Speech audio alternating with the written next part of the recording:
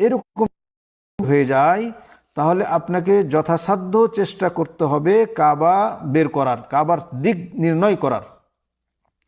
বিশেষ করে ফরজ নামাজের জন্য জরুরি কাবার দিক নির্ণয় করে তবে আপনি নামাজ শুরু করবেন।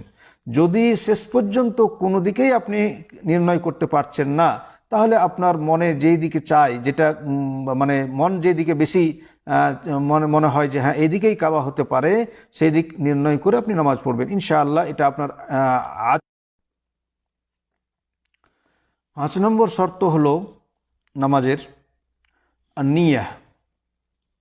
এটা কিন্তু আমাদের খুব জরুরি জিনিস, জানার জিনিস, যে আপনার নিয়াত থাকতে হবে নামাজের ভিতরে, যে আপনি কি নামাজ পড়ছেন এবং কি জন্য এটা কি নামাজ পড়ছেন, বা কোন নামাজ শুরু করেছেন, সুন্নত না নফল না ফরজ না জোহর না আসর না মাগরিব, এই মনে মনে আপনার নিয়ত থাকতে হবে।